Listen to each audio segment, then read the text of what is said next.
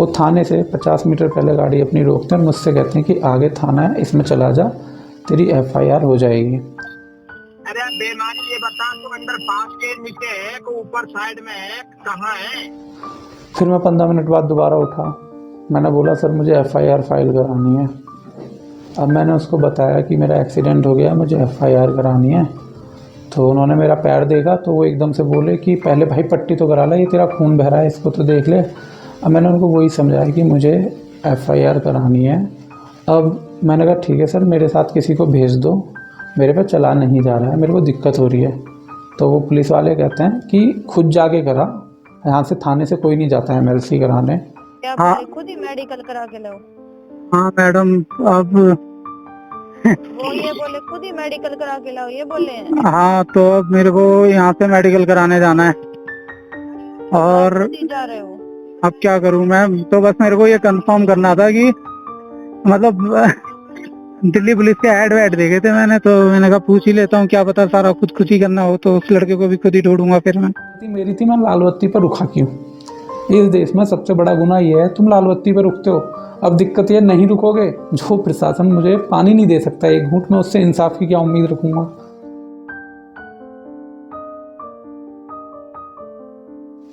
Good morning everyone. आज की जो वीडियो है ना, इसमें मैं आपको बताऊंगा अगर आप दिल्ली के अंदर रहते हो तो आप दिल्ली पुलिस से कितनी उम्मीदें रख सकते हो अगर रोड पे चलते हुए आपके साथ कोई हादसा हो जाता है।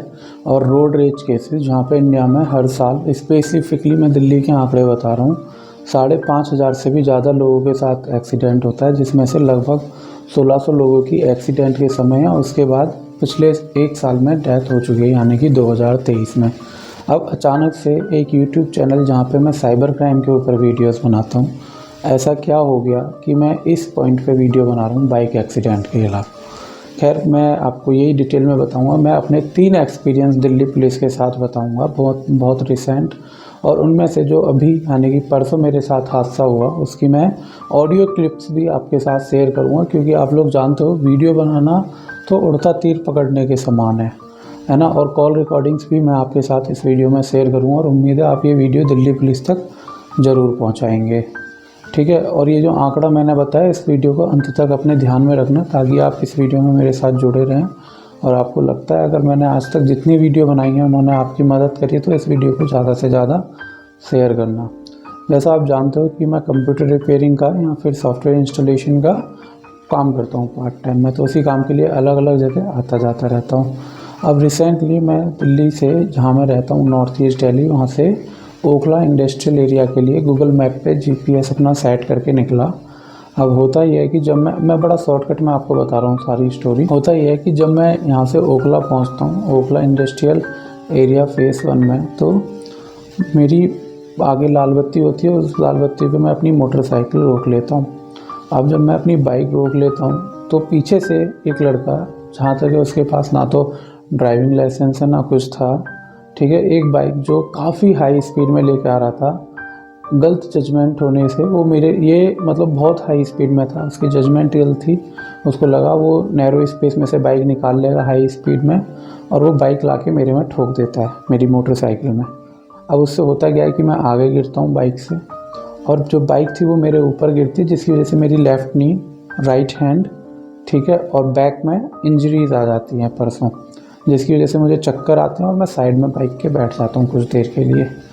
अब बातचीत होती है मेरी, ये लड़के की बाइक बंद हो जाती है खुशकिस्मत से उस वक्त के लिए, और इतने में मैं 100 नंबर पर कॉल कर देता हूँ, जैसे ही मेरे को थोड़ा होता है कि मैं बैठ सकता हूँ, क्योंकि मेरा मानना है रोड पर लड़ाई झगड़ा नहीं करना एक अच्छा ऑप्शन नहीं है।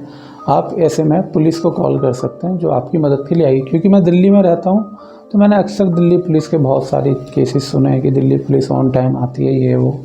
तो आगे की एक कॉल रिकॉर्डिंग की मैं कुछ लाइनें सुनाऊंगा आपको, वो आप सुनिएगा। अब सीन ये होता है कि वहाँ पे मेरी जब दिल्ली पुलिस को मैंने कॉल करा तो मेरे पास मैसेज आता है कि आपके लिए PCR करके, ये मैसेज आप डिस्प्ले पे देख रहे हो, ये मैसेज आता है, तो मैं समझ जाता हूँ। अब ये लड़का मेरे से कहता है कि भाई देख, तू 100 रुपये ले ले मेरे से, पुलिस भी आएगी तो कुछ होना नहीं है, ना कुछ बिगाड़ पाएगी मेरा, तू 100 रुपये पकड़ और अपना चला जाए यहाँ से, और ये वो। और उसके बाद मैं बैठ गया, मैंने इस लड़के की ये वीडियो रिकॉर्ड करी, क्योंकि मैं इसकी बाइक स्टार्ट कर रहा था, पर मुझे लगा इसकी बाइक स्टार्ट नहीं होगी क्योंकि उसकी बाइक भी गिर गई थी टकराने के बाद। अब वो बाइक स्टार्ट करता रहा और नहीं हुई तो मैं बैठ गई क्योंकि मेरे लगी हुई थी चोट बैक में, कमर में और घुटने में और हाथ में काफ़ी तेज़, क्योंकि सारा वज़न एकदम से ऊपर आया और बहुत तेज़ झटका लगा। अब मैं बैठ गया, इतने में इस लड़के की बाइक स्टार्ट हुई और ये गाली देके वहाँ से भाग गया। अब मुझे उम्मीद थी, क्योंकि मैं किसी रोड रेज जैसी चीज़ों में हाथापाई में आज अब तक इन्वॉल्व नहीं होना चाह रहा था। मैं यहाँ पे आपको एक चीज़ बता दूँ कि मैं आज तक अपनी लाइफ में मैंने लाल बत्ती रेड लाइट कभी जंप नहीं करता। हमेशा रोड पे सेकंड या थर्ड लाइन में अपनी बाइक चलाता हूँ, ठीक है, स्पेसिफिकली सेकंड लाइन में जहाँ भी बोर्ड पे निशान दिए होते हैं। मैं बिना टिकट के कभी बस में ट्रैवल नहीं करा मैंने आज तक, ठीक है। अगर बत्ती ग्रीन है मैंने कभी रोड क्रॉस नहीं करता, ठीक है। और मतलब मैं सारे रूल्स फॉलो करता हूँ अब तक इस वीडियो को बनाने तक। बट आगे जो मैंने एक्सपीरियंस करा, मुझे नहीं लगता कि आपको इंडिया के अंदर, स्पेसिफिकली दिल्ली के अंदर, किसी कानून या नियम को फॉलो करने की ज़रूरत है, क्योंकि उसके बाद भी आपके साथ यही होता है जो मैं आपको बताने वाला हूँ। अब होता ही है, क्योंकि मैं अपनी पूरी लाइफ में अगर दिल्ली पुलिस भी ये वीडियो देख रही है, आप रिकॉर्ड निकाल के देखोगे, जिस एरिया में मैं खड़ा था वहाँ मैं पहली बार गया था। मुझे नहीं पता वहाँ से कौन सा रोड नोएडा की तरफ जाता है और मुझे नहीं पता कौन सा रोड वहाँ से कहाँ जाता है।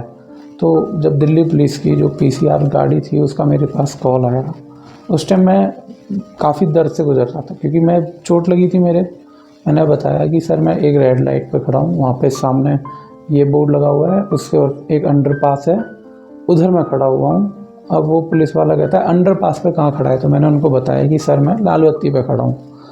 अब वो पुलिस वाला मेरे पे चिल्लाने लगते हैं कि तेरे को ये नहीं पता तू कहाँ पे खड़ा है, ये वो और वो। आप आगे कॉल रिकॉर्डिंग में रुको, यहाँ पे इतने हिस्से में सुन लो। प्रधान सभा क्षेत्र नहीं, वो बता एड्रेस कहाँ पर अंडरपास है, नोएडा की तरफ से आते हो वहाँ पर हो, कहाँ पर हो? मैं आपको अपनी लोकेशन भेज दूं सर, मैं यहाँ इंटरव्यू देने आया था फर्स्ट टाइम। मुझे नहीं पता कहाँ पर है तेरा, तू कहाँ पर खड़ा है? अरे बेमान, ये बता तू अंडरपास के नीचे है कि ऊपर साइड में है, कहाँ है? अंडरपास के बाहर की तरफ खड़ा हूँ मैं, मेरे सामने अंडरपास के लिए अंदर को रास्ता जा रहा है और उसके सामने ऊपर एक फ्लाईओवर है, रिंग रोड है और मेट्रो की लाइन है मेरे सामने बिल्कुल जाने वाली साइड पे। तो वहाँ पर है फिर ये तो जो फ्लाईओवर, वो जो सरिता बिहार की तरफ? हाँ उस तरफ ही, सरिता बिहार की तरफ। ये अपना थोड़ी है। हाँ सर, मैं ना हॉस्पिटल ही निकल रहा हूँ, आप रहने दो, ठीक है ना। वैसे आपकी गाड़ी का नंबर क्या था लास्ट में? 0404 ना भाई। ये आप उधर उस साइड में हो, ओखला में नहीं हो आप? ओखला में नहीं हो आप सरिता बिहार वाले एरिया में। ठीक है। हाँ, यहाँ पर तो क्या हमने चार तरफ एक अंडरपास की चार तरफ रेड लाइट पे घूम लिया। ये एक अर्टिगा गाड़ी बैक हो रही है, वो भी आपकी नहीं है? हाँ हमारी ये बैक हो रही है। कहाँ पर हो आप? देखो आ जाओ, मेरे सामने ही है, बाइक वाला निकल रहा है लाल ब्लैक टी शर्ट में। आ रहा हूँ 1 मिनट पर, खड़े होने में थोड़ी दिक्कत है, आ रहा हूँ। सुन लिया, मेरे ऊपर वो चिल्लाने लगता है। अब मैं शांति से हार मान के बैठ जाता हूँ। फिर 2-3 बार उसका कॉल आया, तेरे को पता नहीं है तू कहाँ पे पड़ा है, ऐसे करके। और फिर वो एग्रेशन में आ गया। तो मैंने कहा, वहाँ पे मैंने उम्मीद छोड़ दी कि कोई फ़ायदा नहीं है, वो लड़का ठीक कह रहा था, मैं कुछ नहीं कर सकते आप। मतलब आपको अगर लगता था ना कि दिल्ली पुलिस आपकी मदद के लिए बैठी है तो आप बहुत बड़े चूतिया हो। मैं तुम्हें सही बात बता रहा हूँ, क्योंकि मैं 3 हाथ से बताऊँगा अपने साथ। उसके बाद क्या हुआ, मैंने बोला ठीक है सर आप चले जाओ, कुछ नहीं हो सकता, और मैंने फ़ोन काट दिया कॉल। फिर 10 मिनट बाद वो एक गाड़ी अंडरपास से, जहाँ मैं बैठा था लाल बत्ती से, वहीं से मुड़ के जा रही थी। लेकिन लाल बत्ती पर उनको एक व्यक्ति जिसके साथ एक्सीडेंट हुआ है वो वहाँ बैठा है लाल बत्ती पे, अंडरपास सामने बता रहा है। तो गाड़ी रोक के देखा जाए, ऐसा किसी पे नहीं हुआ। वो गाड़ी को मुड़ते हुए देख मैंने अंदाजन उनको कॉल करा। मैंने कहा सर आपकी गाड़ी अभी लाल बत्ती से मुड़ी है क्या? उन्होंने बोला हाँ मुड़ी है। तो मैंने कहा सर मैं आपकी गाड़ी के जस्ट पीछे बैठा हूँ। वो कहते हैं ठीक है इधर आ जा, हम यहाँ खड़े। मैं वहाँ जाता हूँ जहाँ वो PCR खड़ी हुई होती है। मैं जाता हूँ तो उन्होंने बोला मेरी डिटेल, पापा जी का नाम, सारी जानकारी ली। फिर बोलते हैं अब बता तेरे को हॉस्पिटल चलना है या थाने जाना है? मैंने कहा सर मेरे को एफआईआर फाइल करानी है। मैंने पूछा उनसे कि सर अगर हम हॉस्पिटल चलते हैं तो कितना टाइम लगेगा। उन्होंने मेरे से बोला कि तू एम्स ले चलेंगे हम तेरे को, मतलब अब यहाँ पे वो कभी तू और आप दोनों चीज़ें चल रही थी, मैं बिल्कुल एज इट इज़ आपको बता रहा हूँ, ठीक है। मेरे सही में इतना दर्द है कि ये वीडियो बनाने के लिए मैं ही जानता हूँ मैं कैसे खड़ा हुआ हूँ इस टाइम, और फिर मैं आपको बताऊँगा मुझे नुकसान भी कितना हुआ इस एक्सीडेंट में। और मैं क्यों कह रहा हूँ कि अगर आपकी रोड पे एक्सीडेंट होता है ना भाई, बैट उठाओ, जिसने ठोका है उसका बजाय चले जाओ, जेल होगी, कोई दिक्कत नहीं है। लेकिन मैं हिंसा को वो नहीं दे रहा, लेकिन आपका कोई ऑप्शन ही नहीं है सर, आप किसके भरोसे बैठोगे। आगे इस वीडियो को देख के आप यही समझोगे। अब मेरे को बोला कि हॉस्पिटल से रात को 8-9 बजे तक फ्री होगा तू, बल्कि ज़्यादा भी लग सकते हैं, डिपेंड करता है। मैंने कहा सर फिर ना मेरे को एफआईआर फाइल करानी है, मेरा एक दोस्त है, भाई है जीटीबी हॉस्पिटल में, मैं वहाँ पे अपना ट्रीटमेंट करा लूँगा, ठीक है। क्योंकि मेरे दर्द हो रहा था भाई, मैं ओखला अपने घर से लगभग 35 या 40 किलोमीटर दूर था। मेरे फादर ड्यूटी पे हैं, मेरे छोटे भाई पे ड्राइविंग लाइसेंस है नहीं, ठीक है, और मम्मी वगैरह बाइक चला नहीं सकती, तो यहाँ से मुझे मेरे घर तक कौन लेके जाता। अगर मेरी एक और तबीयत ख़राब होती तो मुझे ये था कि मुझे जल्द से जल्द एफआईआर फाइल करानी है और अपने घर पहुँचना है। मैंने उस लड़के की वीडियो बना रखी थी कि ये वीडियो मैं पुलिस ऑफिसर्स को दे दूँगा। तो उन्होंने मेरे को रास्ता बताया थाने का, लेकिन मेरी हालत उतनी ख़राब थी कि पैर से ब्लडिंग वगैरह आ रही थी। तो वो पुलिस वाले को, अंकल जो थे, उनको मेरे ऊपर थोड़ा तरस आ गया होगा। फिर वो कहने लगे चल हमारी गाड़ी के पीछे चल, तेरे को छोड़ के आते हैं। वो थाने से 50 मीटर पहले गाड़ी अपनी रोकते हैं और मुझसे कहते हैं कि आगे थाना है, इसमें चला जा, तेरी एफआईआर हो जाएगी। अब मैं लंगड़ाते हुए थाने के अंदर जाता हूँ, ठीक है। अंदर जाके मैं रिसेप्शन पे बोलता हूँ मुझे एफआईआर करानी है। वो कहते हैं ठीक है बैठ जा। अभी मेरे यहाँ खून बह रहा है पैर में से, ठीक है, और मैं इंजर्ड होके बैठा हुआ हूँ। 15 मिनट में वहाँ बैठा रहा आराम से, ठीक है। बैग अपना मैंने साइड रख दिया और बस, क्योंकि देखो ठीक ठाक चोट लगी थी मेरे, तो थोड़ा रोना तो आ रहा था उस टाइम और नुकसान भी हो गया था मेरा। अब नुकसान भी बताऊँगा मैं तुम्हें और भी। फिर मैं 15 मिनट बाद दोबारा उठा, मैंने बोला सर मुझे एफआईआर फाइल करानी है। तो कहते हैं क्या हो गया। मैंने उनको बताया कि पूछते हैं 100 नंबर पर कॉल की थी मैंने, हाँ। फिर वो देख के मुझे बोलते हैं कि नीचे उतर जाए यहाँ से, और रूम नंबर 2 में एसआई दीपक नाम बताया था जहाँ तक है। देखो नाम के लिए, क्योंकि भाई मैं बहुत सारी चीज़ें उस टाइम एक साथ लेके चल रहा था और बहुत टेंशन में भी था कि घर को पता चलेगा क्या रिएक्शन होगा, क्या होगा, बहुत चीज़ें होती हैं। तो मैं चला गया भाई वहाँ पे रूम में। तो पहले रूम में गया, वहाँ पे एक पुलिस वाले भाई सो रखे थे, तो उनकी नींद ख़राब होकर कर दी मैंने। फिर दूसरे रूम में गया मैं, तो वहाँ पे एक कांस्टेबल था और एक कोई भाई था जो लैपटॉप पे काम कर रहा था। अब मैंने उसको बताया कि मेरा एक्सीडेंट हो गया, मुझे एफआईआर करानी है। तो उन्होंने मेरा पैर देखा तो वो एकदम से बोले कि पहले भाई पट्टी तो करा ला, ये तेरा खून बह रहा है, इसको तो देख ले। अब मैंने उनको वही समझाया कि मुझे एफआईआर करानी है, तो आप प्लीज़ वो लिख लो। अगर, क्योंकि मेरे को 100 नंबर वाली गाड़ी पे यही बताया था कि थाने जा, तेरी एफआईआर हो जाएगी, कुछ नहीं चाहिए। तो मैं गया वहाँ। अब इन्होंने वहाँ पे मेरी एफआईआर लेने की जगह सिर्फ एक वाइट पेपर पे मेरे से बाइक की डिटेल ले ली, मेरा नाम लेके, और वो पेपर साइड में इधर ऐसे लिया और यूँ केट दिया साइड में कि जा हम कर लेंगे। मैंने कहा सर मुझे एफआईआर करानी है। तो उन्होंने बोला एमएलसी करवानी ज़रूरी होती है, उसके बाद ही तेरी एफआईआर होगी, उससे पहले नहीं होगी। अब मैंने कहा ठीक है सर, मेरे साथ किसी को भेज दो, मेरे पे चला नहीं जा रहा है, मेरे को दिक्कत हो रही है।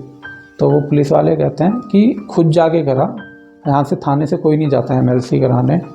अब उन्होंने यही बात बोली मेरे से कि अकेले खुद जाना होता है, और वहाँ पे ओखला में कोई ईएसआई या ईसीआई कुछ होता है, वो हॉस्पिटल था कि वहाँ जाके करा ले। अब मैं बाहर आया तो मुझे चलने में बहुत दिक्कत हुई, तो मैंने दोबारा कंफर्मेशन के लिए 100 नंबर पर कॉल करा। अब जब मैंने 100 नंबर पे कॉल करा तो 100 नंबर की कॉल पे मैंने उनको यही बात बताई। मेरे को जानना है कि एक्सीडेंट होने के बाद अगर मैं थाने आता हूँ तो क्या मेरी एफआईआर रजिस्टर नहीं होती क्या? होती है सर, क्या हुआ, आपकी हेल्प नहीं करी थाने वालों ने? उन्होंने बोला कि पहले ईएसआई को मेडिकल करा के लाओ, उसके बाद एफआईआर होगी। मेरा घुटना फूटा हुआ है। क्या हाँ। बोले, खुद ही मेडिकल करा के लाओ? हाँ मैडम, अब वो ये बोले खुद ही मेडिकल करा के लाओ, ये बोले हैं? हाँ, तो अब मेरे को यहाँ से मेडिकल कराने जाना है। और खुद ही जा रहे हो? अब क्या करूं मैम, तो बस मेरे को ये कंफर्म करना था कि मतलब दिल्ली पुलिस के ऐड वैड देखे थे मैंने, तो मैंने कहा पूछ ही लेता हूँ, क्या पता सारा खुद ही करना हो तो उस लड़के को भी खुद ही ढूंढूंगा फिर मैं, जो मार के भागा है मेरे। नहीं, मैं अभी कंप्लेंट भेज देती हूँ थाने वालों की। FIR लिखने के लिए नाम पे बस मेरे से बाइक का नंबर, मेरा नंबर और एड्रेस लेके बोला आप जाओ थाने में और वो मेडिकल करा लो वहाँ जाके और फिर घर चले जाओ। ठीक है, मैं अभी कंप्लेंट भेजती हूँ। ठीक है मैम, कौन से थाने में भेजोगे आप? अभी आप ओखला इंडस्ट्रियल एरिया में गए थे ना? मैम ये ओखला इंडस्ट्रियल एरिया क्षेत्र वाला थाना है, हाँ, और मुझे ICI बैंक है यहाँ सामने।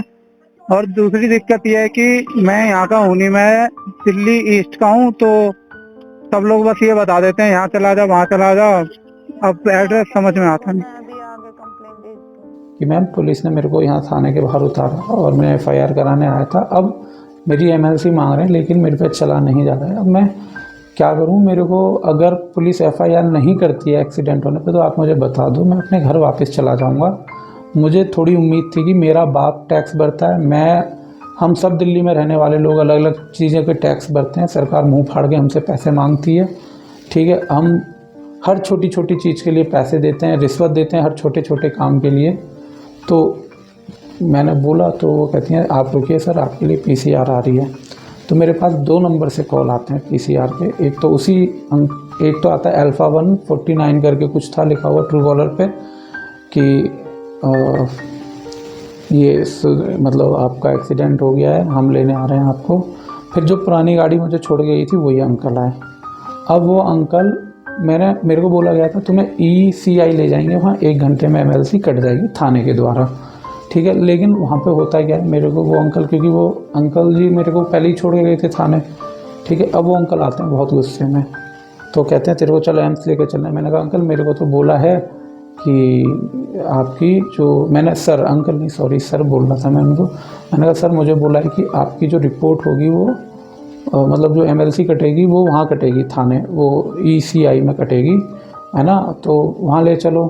तो बोलते नहीं तू एम्स चलेगा, अब चल हमारे साथ बैठ जा। मैंने कहा सर ठीक है मैं एक बार पूछ लेता हूँ कि क्या ऐसा हो सकता है। तो वो एकदम एग्रेसिव नेचर में बोलते हैं चुपचाप अंदर बैठ, और ये तेरे लिए नहीं बैठा रखी हमने PCR की, तू कॉल करेगा और तेरे को लेने आएंगे। मैं बैठ गया भाई चुपचाप, क्या करता उस टाइम में, क्योंकि पंगा तो आप नहीं लेना चाहते ना, पहले ही आप पे 500 रिस्पॉन्सिबिलिटी हैं, अब आप इस पचड़े में पड़ो। उस पल मुझे रियलाइज़ हुआ कि मैंने अपनी ज़िंदगी की फिर से सबसे बड़ी गलती रिपीट करी है कि जो एक्शन मैं खुद उस चौराहे पे उस लड़के को पीट के ले सकता था, जो मैं उससे ज़बरदस्ती पैसे ले सकता था, वो इंश्योरेंस जैसे घटिया चीज़ के चक्कर में मैं क्यों पड़ा। उस फेस में मुझे रियलाइज़ हुआ कल को जब ऐसा मेरे साथ होगा और जब मैं खुद उस चीज़ का फैसला करूँगा और पुलिस मेरे ऊपर केस करेगी, तो आज मैं ये वीडियो उस चीज़ के लिए बना रहा हूँ। क्योंकि आगे मुझे लगता है कि 100 नंबर पर कॉल करने से अच्छा है आप मैटर को अपने हाथ में लो और फिर केस हो फिर कोर्ट लेके चले जाओ। अब ये अंकल मुझे एम्स ले गए, पूरे रास्ते इन्होंने मेरे को एक चीज़ समझाई कि तू FIR करा के उस लड़के का क्या ही बिगाड़ लेगा, फांसी दे देगी क्या पुलिस उसको, 100 रुपये का चालान कट जाएगा, उसका 500 का कट जाएगा, उस पर ड्राइविंग लाइसेंस नहीं है, रश ड्राइविंग है 1000 रुपये का कट जाएगा, क्या फ़ायदा हुआ। इतना इलाज तो तू अपना घर जाके करा लेता।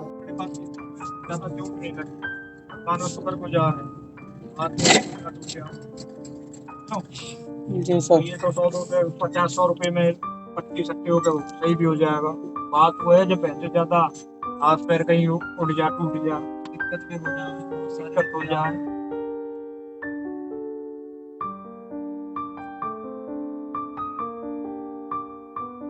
उनको तो थोड़ी घनी टच भी हो जब चला उससे होगी तेरे से भी हो सके, क्यों?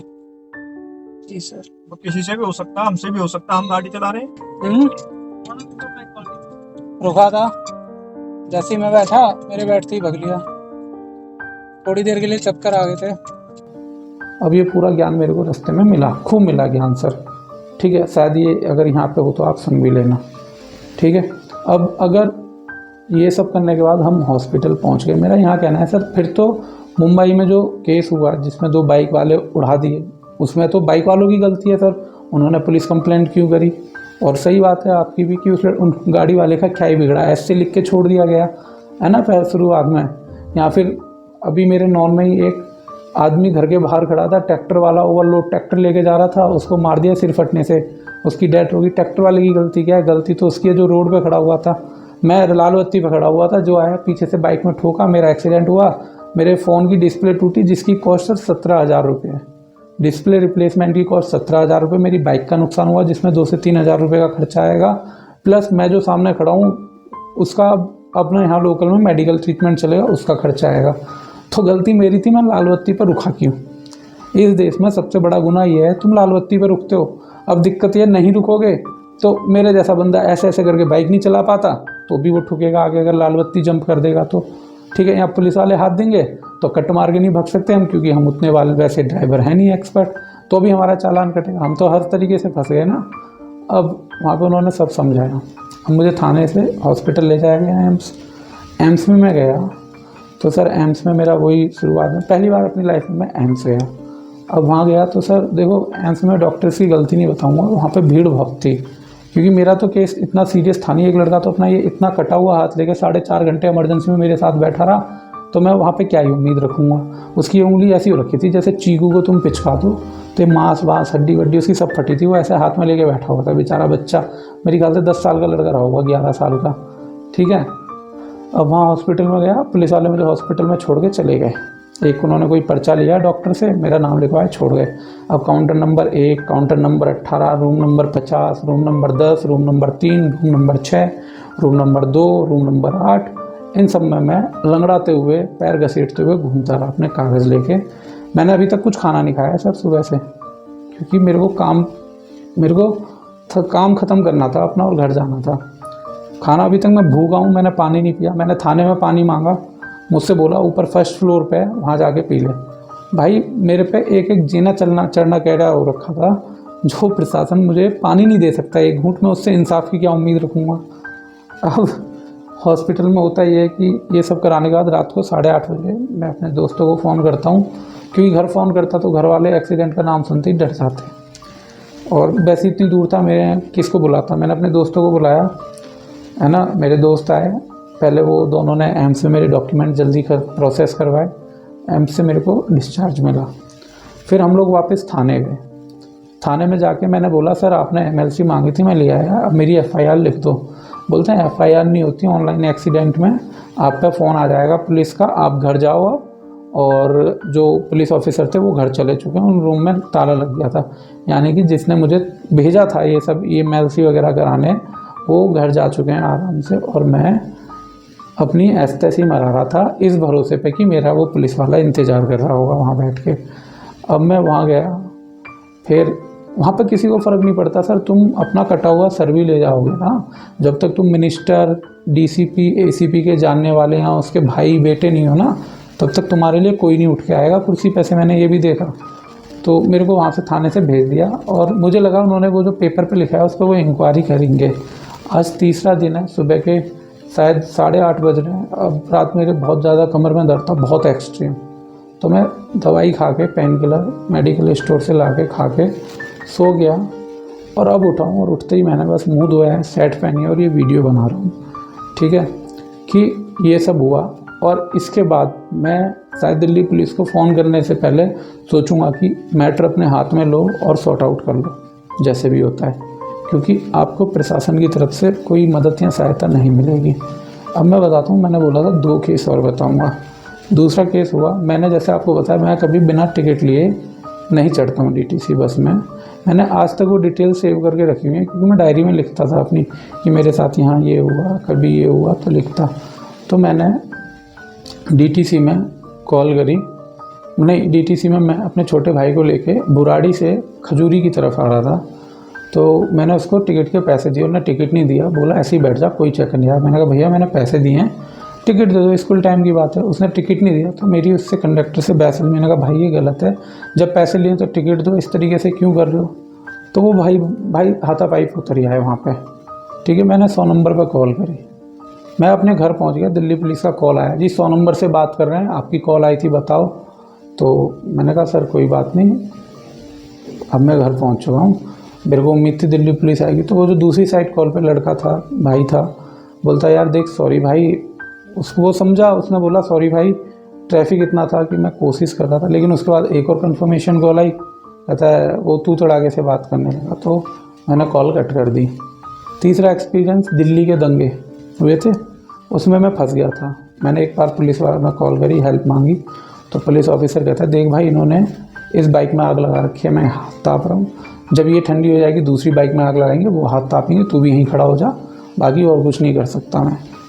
तो मेरे घर का रास्ता सीधा भजनपुरा से था। मैं लौनी वौनी पूरा यूपी घूम के, क्योंकि यूपी सेफ था उस टाइम, दंगों के टाइम पे जो दिल्ली में दंगे हुए थे सीए के बाद, ठीक है, वो घूमते हुए अपने घर आया। वो बहुत लंबी स्टोरी है, उसमें 2-3 पत्थर पड़े कमर पे, क्योंकि मैं इधर से आ रहा था मौजपुर साइड से, लेकिन मैं अपने घर आ गया। मुझे 2.5 घंटे लगे 15 मिनट का रास्ता ट्रैवल करने में, क्योंकि मैं पूरा यूपी में होकर आया था, ठीक है।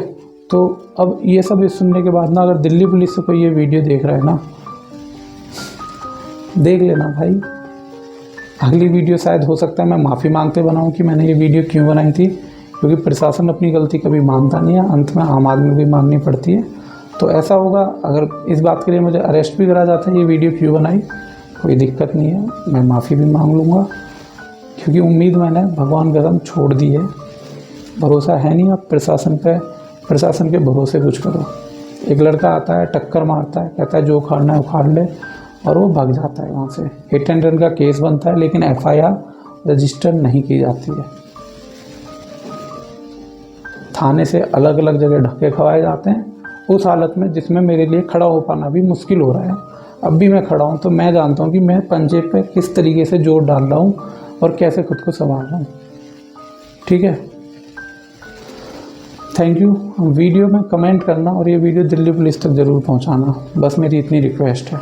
और सर अंत में ना एक बात कहना चाहूँगा, ये वीडियो बनाना ना मेरा कोई ऐसा उपलक्ष्य नहीं था कि मेरे को इस सब की वीडियो बनानी है या यूट्यूब पे डालना है ना, मेरा एक काम। लेकिन जब पुलिस की तरफ से कोई कानूनी सहायता नहीं मिली, ठीक है, और जो FIR मेरी रजिस्टर्ड होनी थी हिट एंड रन के केस में वो नहीं हुई, और जो ये जो मेरे को नुकसान हुआ ये सब मुझे जेब से भुगतना है, मैं भुगत लूँगा, कर भी क्या सकते हैं। तो कम से कम हायर अथॉरिटीज़ को पता तो चले कि आपका विभाग कैसे काम करता है।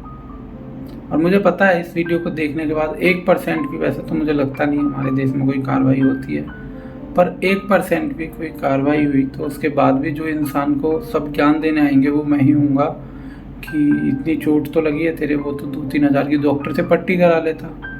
सर मैं लाल बत्ती पर खड़ा होकर रूल फॉलो कर रहा था, उसके लिए पैसे भी मैं ही भुगतूँ, मेरा फ़ोन टूटा उसके 17,000 रुपये भी मैं ही भुगतूँ, मेरी बाइक का नुकसान हुआ मैं ही भुगतूँ। तो सब लोग अपनी ऐसी क्यों मराते हैं टैक्स के नाम पे पैसे लेके, हर चीज़ पे इनडायरेक्ट टैक्स के पैसे लेके। अब उसके ऊपर भी ज्ञान दे देंगे कि तेरी टैक्स के पैसे से सैलरी थोड़ी ना आती हम लोगों की। भाई मैं अकेला थोड़ी ना देता टैक्स, पूरा देश देता है भाई, डिपेंड करता है। मेरी तो कोई गलती भी नहीं थी, जूते पहन के खड़ा था प्रॉपरली, शूज़ पहन रखे थे, हेलमेट लगा रखा था, स्ट्रेट पोजीशन में बाइक पे बैठा हुआ था, ठीक है, कोई ओवरलोडिंग नहीं थी, कोई पीछे पिलियन नहीं था, सारे नियम फॉलो करके चल रहा था भाई मैं। उसके बावजूद मेरे साथ ये हुआ, फिर मेरी कंप्लेंट दर्ज नहीं करी गई, तो मुझे मेरा ये रिएक्शन जायज़ है सर, इसमें कुछ गलत नहीं है। और कुछ गलत है, आप कहते हो कि तू FIR रजिस्टर नहीं कर सकता, ठीक है, फिर आप ये बात मुझे रिटर्न में कहिए, मैं डेफिनेटली सुप्रीम कोर्ट में मेरे जो राइट्स हैं उनके अगेंस्ट कोर्ट में पिटीशन फाइल करूँगा कि सर ये जो आपने पब्लिक के हमारे जो कंपलसरी राइट्स दे रखे हैं इनको रिमूव करा जाए, ये हमारे अधिकार क्षेत्र में नहीं आते। बस इतनी रिक्वेस्ट है, बाकी तो कुछ नहीं कर सकते तुम भाई। अगर तुम आम आदमी ये देख रहे हो ना, किसी के भरोसे मत रहो भाई।